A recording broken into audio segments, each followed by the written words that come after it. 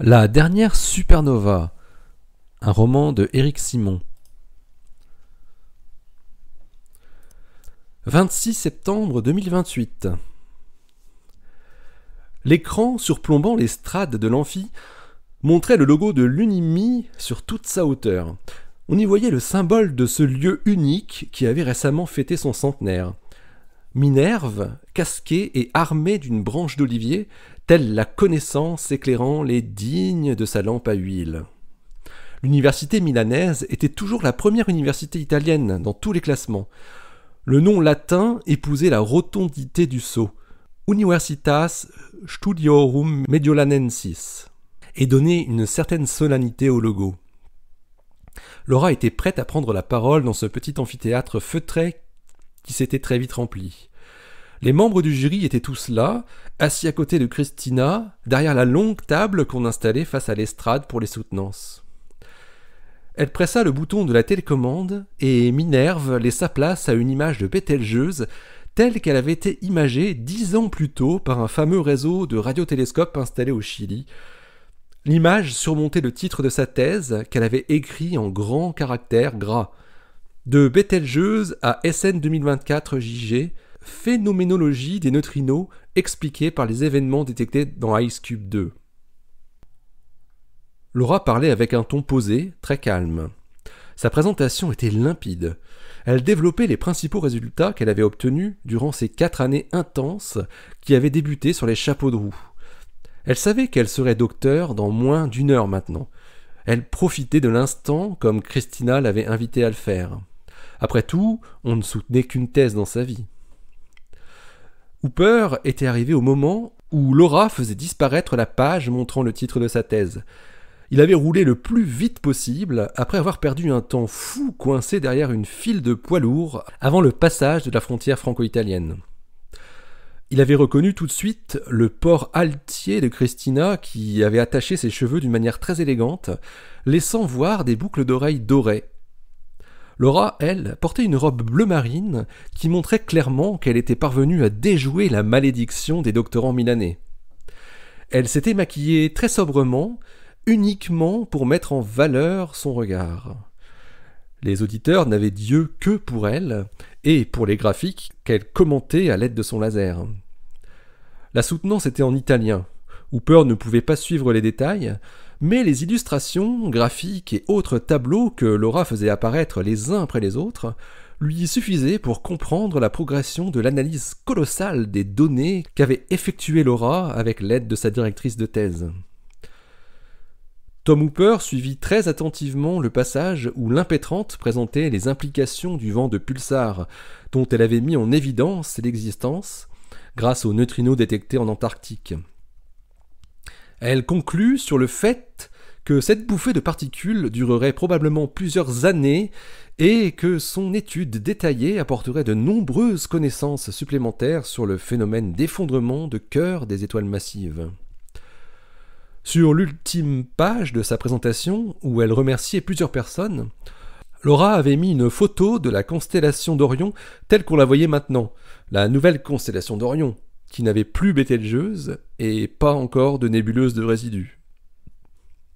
On était arrivé à la phase des questions du jury. C'est le président du jury, le spécialiste américain de la détection des neutrinos, James Hunt, qui débuta. Laura répondit avec application et clarté aux quelques questions techniques que chacun des 6 membres du jury lui posa.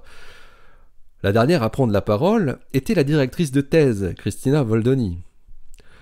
Après un vibrant éloge de Laura, dans lequel elle rappela l'implication forte de sa doctorante dans l'expérience Ice Cube 2, avec ses multiples séjours en Antarctique dans des conditions assez difficiles, Christina lui posa une question plus pour la forme, et au lieu de poser une question sur le travail effectué durant les 4 années précédentes, elle lui posa une question sur le futur. D'après toi, si une nouvelle supernova proche explosait l'année prochaine, qu'est-ce qu'il faudrait améliorer pour être plus efficace encore que ce qu'on a réussi à faire avec Bételgeuse ? Elle n'avait pas préparé la question comme cela pouvait parfois se faire entre un directeur de thèse et son doctorant. Laura répondit après une petite seconde de réflexion. Le point essentiel, selon moi, c'est la quantité d'événements détectés, pour améliorer toujours plus la précision statistique. Je pense qu'avec les détecteurs dont nous disposons, nous devrions mettre en commun non seulement les alertes, comme ce qui est fait dans S-News, mais plus directement aussi les données de détection, et cela très vite après le jour de la détection primaire. Il serait nécessaire de conduire une analyse conjointe de toutes les données disponibles, mises ensemble par les équipes de IceCube, Dune, Hyperka et KM3Net, formant une sorte de grand réseau de détecteurs de neutrinos. Je pense que c'est ce qui nous a manqué ici. On aurait pu, je pense, comprendre beaucoup plus vite ce qui est en train de se passer et les caractéristiques physiques du vent de pulsar. Christina n'en attendait pas moins de Laura. Elle avait fait une réponse qu'elle-même aurait pu faire. En la remerciant à nouveau, elle lui fit un clin d'œil discret. Avant d'annoncer le retrait du jury pour la délibération, James Hunt se retourna vers l'amphi et prononça en anglais la phrase rituelle « Un docteur souhaite-t-il poser une question à la candidate ?» Quelqu'un, vers le fond, mais à l'opposé de là où se trouvait Hooper, leva la main. Le président du jury le désigna pour lui donner la parole. Au moment où l'homme ouvrit la bouche, Tom Hooper vit Christina tressaillir sur sa chaise et se retourner brutalement pour chercher des yeux dans l'amphi qui était en train de parler en anglais. En voyant la réaction anormale de Christina, Hooper se pencha pour voir qui était ce chercheur étranger qui souhaitait poser une question à Laura. Nom de Dieu! L'homme assis tout en haut de l'amphi, et qui s'était maintenant levé pour être vu de tous, était Frédéric Fournier. Le responsable scientifique du programme Mars Explorer était venu en personne à Milan pour assister à la soutenance de Laura, et il lui posait maintenant une question. Vous avez montré que les neutrinos de décroissance radioactive pouvaient servir de traceurs pour évaluer la masse totale de matière du vent de pulsar de SN 2024 JG. Vos évaluations concernant l'intensité de ce vent de pulsar et sur sa composition reposent pour beaucoup sur des modèles de structures stellaires et des modèles de supernova par effondrement. Or, vous devez savoir que Bételgeuse était une étoile supergéante très particulière, avec une rotation intrinsèque de son enveloppe 150 fois plus élevée que ce qui est rencontré sur les supergéantes de sa classe spectrale. Cette rotation anormale a été expliquée récemment par la possible absorption d'une petite étoile compagne qui lui aurait transféré du moment cinétique.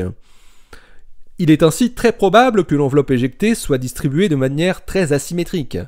Elle aurait pu par exemple produire un éjecta accéléré essentiellement constitué de la couche de nickel 56, mais sans les couches supérieures d'hélium et d'hydrogène. Est-ce que cette spécificité de Bételgeuse a été prise en compte dans les modèles que vous utilisez pour déduire les caractéristiques du vent de pulsar ? Fournier montrait un sourire narquois. Il continua. Avec les incertitudes qui sont associées à la distribution anormale de masse éjectée et la très probable asymétrie, il doit s'en suivre un niveau de signifiance statistique beaucoup plus faible que celui que vous donnez pour les caractéristiques du vent de pulsar, notamment sur son intensité et donc sur ses effets potentiels. Je ne crois pas du tout à votre chiffre, qui est très loin d'être robuste. Laura jeta un œil interrogatif à sa directrice de thèse. Christina lui esquissa un imperceptible hochement du menton en écarquillant les yeux et en lui montrant une feuille sur laquelle elle avait griffonné les mots « Fournier Galactics ». Christina maudissait James Hunt d'avoir donné la parole à la salle, ce qui était l'usage habituel, mais était souvent oublié. Laura se lança.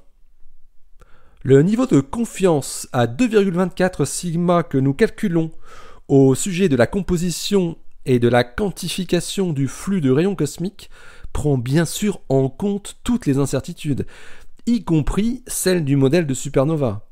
Je peux comprendre que cette réalité soit difficile à entendre par les gens de Galactics, mais il va falloir vous y faire. Nous avons une confiance de 97% sur l'intensité du flux de vent de pulsar, et il n'y a aucune raison pour que cette valeur se réduise. Vu les effets prévisibles de ces particules ultra-énergétiques, si vous persistez à nier ou à ignorer cela, vous devrez en assumer les lourdes conséquences. Christina enchaîna immédiatement en prenant la parole. Je me permets d'ajouter une chose. Le travail qu'a accompli Laura Capelli durant sa thèse, dans la partie quantification du vent de pulsar, a été fait en collaboration avec l'équipe de Ray Wheeler à Harvard. Et il a été de plus validé plusieurs fois par d'autres équipes spécialistes des étoiles supergéantes et des étoiles atypiques. La science n'est pas une affaire de croyance ou de prophétie autoréalisatrice, docteur Fournier. La remarque que vous venez de faire ne m'étonne pas venant de vous, qui avez soutenu lors de votre thèse il y a 17 ans que les neutrinos de symphonie étaient supraluminiques. On entendit un bruissement dans l'amphithéâtre. Frédéric Fournier venait de prendre un uppercut.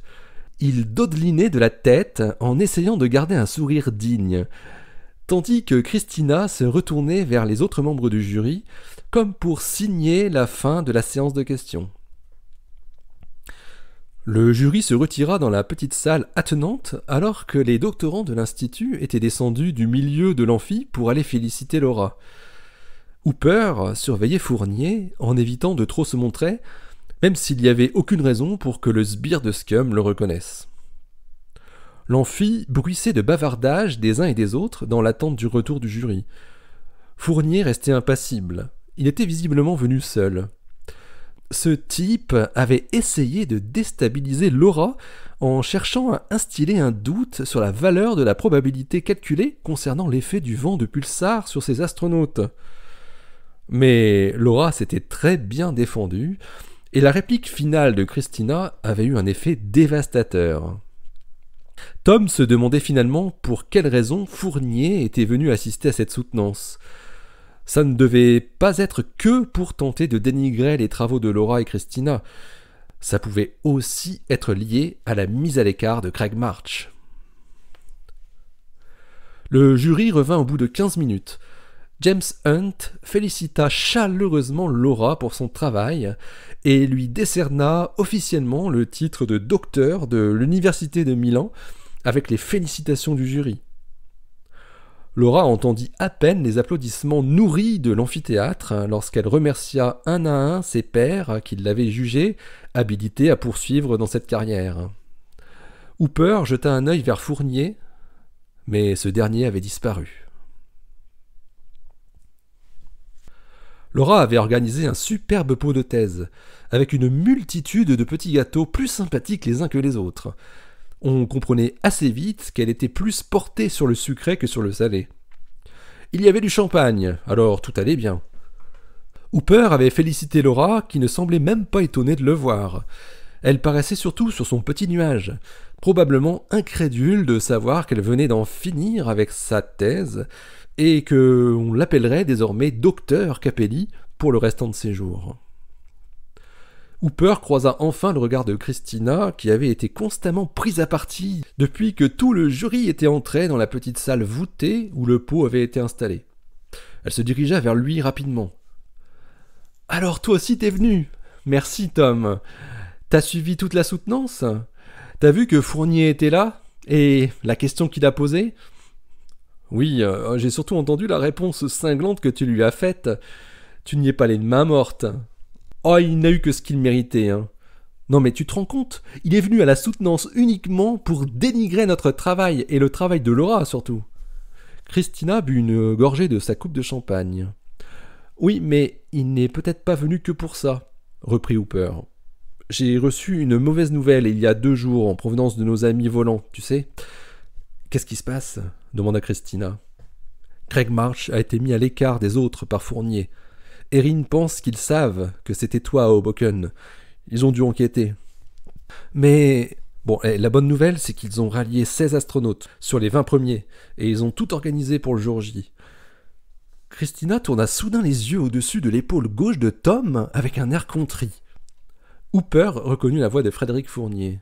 « Excusez-moi, on peut se parler un instant en privé » attaqua Fournier en fixant Christina. « Oui, bien sûr » répondit Christina en laissant s'éloigner Hooper. Alors que Fournier poussait légèrement Christina vers une alcôve où se trouvaient stockées des caisses de champagne, la physicienne jeta un œil vers Hooper qui lui faisait des signes dans le dos de Fournier. Il avait son terminal à la main et montrait successivement son oreille et l'appareil en articulant les mots « Je t'appelle pour l'écouter ». Elle sentit très vite la vibration dans sa poche et y plongea la main très discrètement pour accepter la communication du bout de son doigt, à l'aveugle. Hooper entendait faiblement, mais c'était compréhensible. Christina avait demandé à Fournier de lui parler en anglais car elle ne maîtrisait plus le français. Un prétexte bidon pour que Tom puisse comprendre. « Ça t'amuse de remuer le passé ? C'est vraiment dégueulasse ce que t'as fait. Franchement, c'est petit. Mais tu vas pas t'en tirer comme ça. Hein. Ah bah fallait pas poser une question comme ça, en pleine soutenance devant tout le monde. En plus, on a compris l'objectif. Hein. C'était pas très fin. On s'en fout de vos chiffres bidons. Et il faut que tout le monde comprenne que vous êtes sûr de rien. Oh, on est juste sûr à 97%, quoi. Hein. Oh, je t'accorde 3 petits pourcents de chance de réussir. T'inquiète pas pour nous, ouais. Notre programme va être la plus grande réussite de l'humanité. Mais c'est pas pour te raconter ça que je suis venu exprès dans ce trou. Ah bon ? Oh, c'est décevant, gloussa Christina en buvant une gorgée. Je sais que tu as rencontré un de mes astronautes en novembre dernier dans le New Jersey, et tu vas me dire ce que tu lui as dit. Ah ouais, un astronaute dans le New Jersey. C'est bizarre ça, avait répondu Christina. Inutile de nier, de toute façon, tu n'as aucun alibi possible. On connaît tes faits et gestes ce jour-là. Tu es venu à Hoboken le 24 novembre depuis New York et tu as parlé avec Craig March dans un bar au cours d'un concert de rock, le Maxwell's Tavern. Mais ce que je veux savoir maintenant, c'est premièrement ce que tu lui as dit et deuxièmement, est-ce que tu as rencontré d'autres de mes astronautes ? Si tu veux savoir ce que j'aurais bien pu lui dire, bah t'as qu'à lui demander à ton astronaute, non ? Il t'a rien dit ? Oh bah c'est bizarre ça, hein ? Ouais, fais ta maline. Ouais, de toute façon, je finirai bien par savoir. Est-ce que t'en as vu d'autres ? Est-ce que tu leur as parlé ? Fournier semblait fébrile, dans un état où l'agressivité affleurait et pouvait se sentir dans sa voix. Allez, vas-y, dis-moi, qu'est-ce que tu leur as dit ? Pourquoi je devrais répondre à tes questions débiles d'abord ? Vous allez droit dans le mur avec votre programme, et vous le savez très bien. Toi et ton staff, vous allez tuer 10 personnes à cause d'une lubie de votre patron tout-puissant. Mais c'est très bien, continuez comme ça. Tu te rends même pas compte que les agences, la NASA en tête, n'ont rien fait pour vous convaincre d'arrêter, uniquement pour vous faire couler. De toute façon, maintenant, tout le monde connaît la situation. Et vous ne vous en tirerez jamais. L'année prochaine, toi et ton patron, vous allez vivre le pire Noël que vous avez jamais vécu. Allez, maintenant tu vas me laisser tranquille. Ciao. Ouais, c'est ça, ouais, on en reparlera à ce moment-là, ouais. Et je rigolerai bien, moi, tiens. En attendant, je t'ai à l'œil. Bon, allez, je me casse, il est dégueu ce champagne.